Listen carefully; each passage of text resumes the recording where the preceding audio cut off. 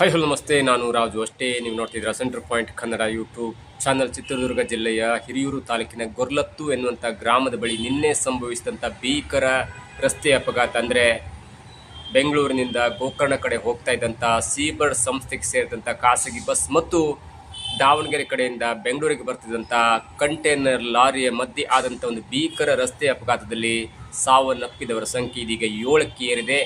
ನಿನ್ನೆ 5 ಜನ ಬಸ್ನಲ್ಲಿದ್ದರು ಸಾವನ್ನಪ್ಪಿದರೆ, ಲಾರಿ ಚಾಲಕ ಕೂಡ ಸಾವನ್ನಪ್ಪಿರುವ ಬಗ್ಗೆ ಅಧಿಕೃತವಾಗಿ ಮಾಹಿತಿ ಕೂಡ ಹೊರಬಂದಿತ್ತು. ಆದರೆ ಇದೀಗ ಆಸ್ಪತ್ರೆಯಲ್ಲಿ ಚಿಕಿತ್ಸೆಯನ್ನು ಪಡಿತಾ ಇದ್ದಂಥ ಸೀಬರ್ಡ್ ಸಂಸ್ಥೆಯ ಬಸ್ ಚಾಲಕರಾದಂಥ ಮೊಹಮ್ಮದ್ ರಫೀಕ್ ಅವರು ಕೂಡ ಇದೀಗ ಸಾವನ್ನಪ್ಪಿದ್ದಾರೆ ಅನ್ನುವಂಥ ಮಾಹಿತಿ ಇದೀಗ ಹೊರಗೆ ಬರ್ತಿದೆ. ಮತ್ತು ಇದೀಗ ಆ ದುರ್ಘಟನೆಯಲ್ಲಿ ಸಾವನ್ನಪ್ಪಿದವರ ಸಂಖ್ಯೆ ಬರೋಬ್ಬರಿ 7ಕ್ಕೆ ಏರಿಕೆಯಾಗಿದೆ. ಇನ್ನು ಅನೇಕರು ಅನೇಕ ರೀತಿಯ ವಿಶ್ಲೇಷಣೆಗಳನ್ನ ಮಾಡ್ತಾ ಇದ್ದಾರೆ. ಅಂದರೆ ಬಸ್ ಮತ್ತು ಲಾರಿ ಆಕ್ಸಿಡೆಂಟ್ ಆದ ನಂತರ ಅಷ್ಟು ವೇಗವಾಗಿ ಯಾಕೆ ಬಸ್ ಹೊತ್ತಿ ಉರಿಯಿತು ಎನ್ನುವಂಥ ಒಂದು ವಿಶ್ಲೇಷಣೆಯನ್ನು ಕೂಡ ಮಾಡ್ತಾ ಇದ್ದಾರೆ. ಆದರೆ ಇದೀಗ ಒಂದು ಮಹತ್ವವಾದಂಥ ಒಂದು ಬೆಳವಣಿಗೆಯಾಗಿದೆ. ಮತ್ತು ಬಸ್ ಆಕ್ಸಿಡೆಂಟ್ ಆದ ನಂತರ ಬಸ್ ದಗದಗನೆ ಹೊತ್ತಿ ಉರಿದು 7 ಜನರ ಸಾವಿಗೆ ಕಾರಣವಾಯ್ತಲ್ಲ, ಅದಕ್ಕೆ ಮುಖ್ಯವಾದ ಕಾರಣ ಲಾರಿ ಕಂಟೈನರ್ ಲಾರಿ ಬಸ್ಸಿನ ಡೀಸೆಲ್ ಟ್ಯಾಂಕ್ಗೆ ಡಿಕ್ಕಿ ಹೊಡೆದು ಡೀಸೆಲ್ ಟ್ಯಾಂಕ್ ಸ್ಫೋಟವಾದ ನಂತರ ಬೆಂಕಿ ಹೊತ್ಕೊಂಡ ನಂತರ ಆ ಬೆಂಕಿ ಇನ್ನಷ್ಟು ಜ್ವಾಲೆಯಾಗಿ ಬಸ್ ಸಂಪೂರ್ಣವಾಗಿ ಉರಿದು ಹೋಗಲಿಕ್ಕೆ ಮತ್ತೊಂದು ಕಾರಣ ಕೂಡ ಇದೀಗ ಹೊರಗೆ ಬರ್ತದೆ ಅನ್ನುವಂಥ ಊಹಾಪೋಹ ಅಥವಾ ಶಂಕೆ ಕೂಡ ಇದೀಗ ವ್ಯಕ್ತವಾಗ್ತದೆ. ಅದಕ್ಕೆ ಮುಖ್ಯವಾದ ಕಾರಣ ಒಂದು ಕಂಟೈನರ್ ಲಾರಿ ದಾವಣಗೆರೆಯಿಂದ ಬೆಂಗಳೂರು ಕಡೆ ಬರ್ತಾ ಇತ್ತು.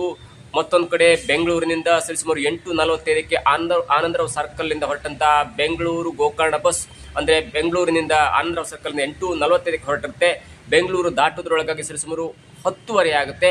11:00ಗೆ ತುಮಕೂರಿನ ಹೋಟೆಲ್ ಒಂದರಲ್ಲಿ ಊಟ ಮಾಡಿಕೊಂಡ ನಂತರ ಸರಿಸುಮಾರು 12 ಗಂಟೆಗೆ ತುಮಕೂರಿನಿಂದ ಗೋಕರ್ಣ ಕಡೆ ಪ್ರಯಾಣ ಬೆಳೆಸ್ತಿರುವಾಗ ಸರಿಸುಮಾರು 1:40 ಮುಂಜಾವಿನ ವೇಳೆಗೆ ಚಿತ್ರದುರ್ಗ ಜಿಲ್ಲೆಯ ಹಿರಿಯೂರು ತಾಲೂಕಿನ ಗೊರ್ಲತ್ತು ಗ್ರಾಮದ ಬಳಿ ಹೋಗ್ತಾ ಇರುವಾಗ ಆ ಕಡೆಯಿಂದ ಬಂದಂತಂದ್ರೆ ವಿರುದ್ಧ ದಿಕ್ಕಿನಲ್ಲಿ ಬಂದಂತ ಕಂಟೈನರ್ ಲಾರಿ ಡಿವೈಡರ್ಗೆ ಡಿಕ್ಕಿ ಹೊಡೆದು ಡಿವೈಡರ್ನಿಂದ ಈ ಕಡೆ ಬಂದು ಆ ಬಸ್ನ ಡೀಸೆಲ್ ಟ್ಯಾಂಕ್ಗೆ ಡಿಕ್ಕಿ ಹೊಡೆದಿದೆ. ಡೀಸೆಲ್ ಟ್ಯಾಂಕ್ ಡಿಕ್ಕಿ ಹೊಡೆದ ತಕ್ಷಣ ಆ ಡೀಸೆಲ್ ಟ್ಯಾಂಕ್ ಸ್ಫೋಟಗೊಂಡು ಬೆಂಕಿ ಹೊತ್ತು ಉರಿದಿದೆ. ಅದು ಒಂದು ಮುಖ್ಯವಾದ ಕಾರಣ. ಜೊತೆಗೆ ಅಷ್ಟು ವೇಗವಾಗಿ ಸಂಪೂರ್ಣವಾದ ಬೆಂಕಿಯ ಜ್ವಾಲೆ ಇನ್ನೂ ಜಾಸ್ತಿಯಾಗಿ ಯಾಕೆ ಇಷ್ಟು ಬೇಗ ಬಸ್ಸನ್ನೇ ಭಸ್ಮವಾಗಿ ಬಿಡ್ತು ಅಥವಾ ಭಸ್ಮವಾಗಿ ಉರಿಲಿಕ್ಕೆ ಏನು ಕಾರಣ ಎನ್ನುವುದನ್ನು ಹುಡುಕ್ತಾ ಹೋದಂಥ ಆ ತನಿಖಾ ತಂಡಕ್ಕೆ ಇವತ್ತು ಕೂಡ ಒಂದು ಗೊಂದಲದ ಸಂಖ್ಯೆ ಅಥವಾ ಒಂದು ಸಂಖ್ಯೆ ವ್ಯಕ್ತವಾಗಿದೆ. ಯಾಕಂದರೆ FSL ತಂಡದವರು ಅಥವಾ ಬೇರೆ ಬೇರೆ ಸಂಶೋಧನಾ ತಂಡದವರು ಇವತ್ತು ಕೂಡ ಆ ಬಸ್ನ ಅವಶೇಷವನ್ನು ಹುಡುಕ್ತಾ ಇರುವಾಗ ಅಲ್ಲಿ ರಾಶಿ ಆಯಿಲ್ ಡಬ್ಬಗಳು ಪತ್ತೆಯಾಗಿದೆ. ಅದು ಇದೀಗ ಮತ್ತೊಂದು ಶಂಕೆಗೆ ಕಾರಣವಾಗಿದೆ. ಮತ್ತು ಬಸ್ ಇಷ್ಟು ಬೇಗ ಅಂದರೆ ಕೇವಲ ಅರ್ಧ ಗಂಟೆ ಟೈಮಲ್ಲಿ ಇಡೀ ಸಂಪೂರ್ಣವಾದಂಥ ಬಸ್ ಉರಿದು ಭಸ್ಮವಾಯಿತಲ್ಲ, ಅದಕ್ಕೆ ಮುಖ್ಯವಾದ ಕಾರಣ ಡೀಸೆಲ್ ಟ್ಯಾಂಕ್ ಸ್ಫೋಟಗೊಂಡದ್ದು ಒಂದಾದರೆ, ಮತ್ತೊಂದು ಕಡೆ ಆ ಜ್ವಾಲೆ ಮತ್ತಷ್ಟು ಜಾಸ್ತಿ ಆಗಲಿಕ್ಕೆ ಬಸ್ನ ಒಳಗಡೆ ಸಾಗಿಸ್ತಾ ಇದ್ದಂಥ ಈ ಆಯಿಲ್ ಡಬ್ಬಗಳು ಕೂಡ ಕಾರಣವಾಯ್ತಾ ಎನ್ನುವುದು ಕೂಡ ಇದೀಗ ಅತ್ಯಂತ ದೊಡ್ಡ ಶಂಕೆಯನ್ನು, ದೊಡ್ಡ ಕುತೂಹಲವನ್ನು, ದೊಡ್ಡ ಒಂದು ಊಹಾಪೋಹಕ್ಕೆ ಕಾರಣವಾಗ್ತದೆ. ನೋಡಿ, ಬಸ್ ಅಂದ್ಕೂಡಲೇ ಪ್ಯಾಸೆಂಜರ್ ಬಸ್ ಅಂದ್ಕೂಡಲೇ ಅಥವಾ ಈ ಜನರನ್ನ ಹೊತ್ತೊಯ್ಯೋ ಬಸ್ ಅಂದ್ಕೂಡಲೇ ಜನರನ್ನ ಹೊತ್ತೊಯ್ಯುತ್ತೆ. ಜೊತೆಗೆ ಜನರ ಜೊತೆಗೆ ಬರುವಂಥ ಚಿಕ್ಕ ಪುಟ್ಟ ಲಗೇಜ್ ಕೂಡ ಇರುತ್ತೆ. ಸ್ವಲ್ಪ ಮಟ್ಟಿನ ಲಗೇಜ್ ಜಾಸ್ತಿ ಆದಾಗ ಅಲ್ಲಿ ಕೆಳಗಡೆ ಅಂದರೆ ಬಸ್ನ ಕೆಳಭಾಗದಲ್ಲಿ ಒಂದು ವ್ಯವಸ್ಥೆ ಇರುತ್ತೆ. ದೊಡ್ಡ ಬ್ಯಾಗ್ ಆಗಿರ್ಬೋದು, ದೊಡ್ಡ ಒಂದು 4-5 ಫೂಟು ಉದ್ದದ ಒಂದು ಬ್ಯಾಗ್ ಆಗಿರ್ಬೋದು, ಎಲ್ಲವನ್ನು ಹಾಕ್ಲಿಕ್ಕೆ ಒಂದು ಸ್ವಲ್ಪ ಚಿಕ್ಕದಂಥ ವ್ಯವಸ್ಥೆ ಇರುತ್ತೆ, ಅಲ್ಲಿ ಹಾಕ್ತಾರೆ. ಆದರೆ ಆ ಜಾಗದಲ್ಲಿ ಅಥವಾ ಬಸ್ಸಿನ ಮೇಲ್ಗಡೆ ಈ ಆಯಿಲ್ ಡಬ್ಬಗಳು ಸಪ್ಲೈ ಆಗ್ತಾ ಇದ್ವಾ, ಬೇರೆ ಬೇರೆ ಕಾರಣಕ್ಕಾಗಿ ಅಥವಾ ಪೇಂಟಿಂಗ್ ಡಬ್ಬಗಳು ಸಪ್ಲೈ ಆಗ್ತಿದ್ವಾ ಎನ್ನುವಂಥ ಒಂದು ಶಂಕೆ ಇದೀಗ ವ್ಯಕ್ತವಾಗ್ತಿದೆ. FSL ತಂಡದವರು ಎಲ್ಲವನ್ನು ಪರಿಶೀಲನೆ ಮಾಡ್ತಿದ್ದಾರೆ. ಅಂದರೆ ಆ FSL ತಂಡದವರಿಗೆ ಅಥವಾ ಈ ತನಿಖಾ ತಂಡದವರಿಗೆ ಅಲ್ಲಿ ಹುಡುಕ್ತಾ ಇರುವಾಗ ರಾಶಿ ಡಬ್ಬಗಳು, ಸುಟ್ಟು ಕರಕಲಾದಂಥ ಡಬ್ಬಗಳು ಸಿಕ್ಕಿವೆ. ಹಾಗಾಗಿ ಆ 100 ಡಬ್ಬಗಳು ಏನನ್ನು ತುಂಬಿಕೊಂಡಿದ್ವು,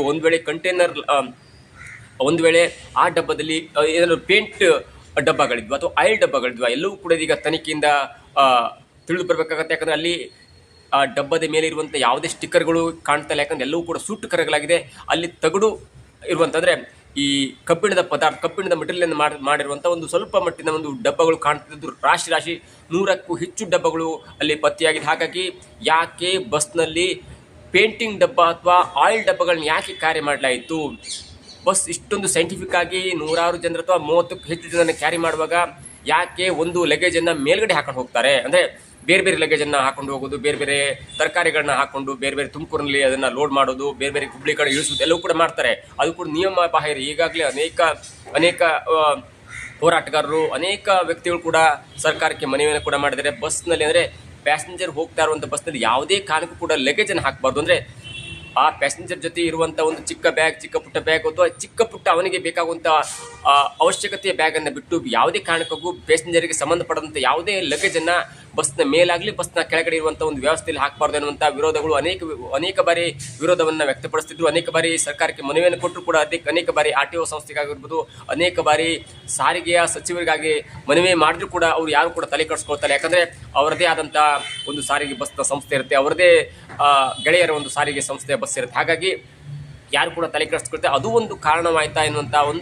ಒಂದು ಕುತೂಹಲ, ಒಂದು ಸಂಶಯ ಇದೀಗ ವ್ಯಕ್ತವಾಗ್ತಿದೆ. ನೀವು ಆ ವಿಜುವಲ್ಸಲ್ಲಿ ನೋಡ್ತಾ ಇದ್ರೆ ತನಿಖಾ ತಂಡದವರು ಶೋಧ ಮಾಡ್ತಾ ಇರುವಾಗ ತನಿಖೆಯಲ್ಲಿ ಏನಾದರೂ ಉಳಿತಾ ಅಥವಾ ಏನಾದರೂ ಚಿಕ್ಕ ಪುಟ್ಟ ಸಾಮಾನು ಸಿಗ್ತಾ ಅಥವಾ ತನಿಖೆಗೆ ಸಹಕಾರವಾಗುವಂಥ ಏನಾದರೂ ಒಂದು ಕುರು ಸಿಗ್ತಾ ಇರುವಂಥ ಮಟ್ಟದಲ್ಲಿ ಶೋಧನೆ ಮಾಡ್ತಾ ಇರುವಾಗ ಅಲ್ಲಿ ರಾಶಿ ಡಬ್ಬಗಳು, ಆಯಿಲ್ ಡಬ್ಬಗಳು ಪತ್ತೆಯಾಗಿರೋ ಬಗ್ಗೆ ಇದೀಗ ವರದಿ ಆಗ್ತಿದೆ. ನಾವು ವಿಜುವಲ್ಸ್ ನೋಡಿದಾಗ ಡಬ್ಬ ಕಾಣ್ತಾ ಇದ್ರೆ ಅದು ಆಯಿಲ್ ತುಂಬಿತ್ತ, ಅದರಲ್ಲಿ ಏನಿತ್ತು ಅಥವಾ ಬೇರೆ ಒಂದು ತಿನ್ನುವಂಥ ಪದಾರ್ಥವನ್ನು ಸಪ್ಲೈ ಮಾಡ್ತಿದ್ರ, ಎಲ್ಲವೂ ಕೂಡ ತನಿಖೆಯಿಂದ ಹೊರಗೆ ಬರಬೇಕಾಗುತ್ತೆ. ಒಂದೊಂದು ಸತ್ಯ ಸರ್ಕಾರದವರು ಆದಷ್ಟು ಬೇಗ ಎಚ್ಚೆತ್ತುಕೊಂಡು ಖಾಸಗಿ ಬಸ್ ಅಥವಾ ಈ ಪ್ಯಾಸೆಂಜರ್ ಕ್ಯಾರಿ ಮಾಡುವಂಥ ಯಾವುದೇ ಬಸ್ನಲ್ಲಿ ಲಗೇಜನ್ನು ಕ್ಯಾರಿ ಮಾಡಲಿಕ್ಕೆ ಇನ್ನು ಮುಂದೆ ಪರ್ಮಿಷನ್ ಕೊಡಲೇಬಾರ್ದು.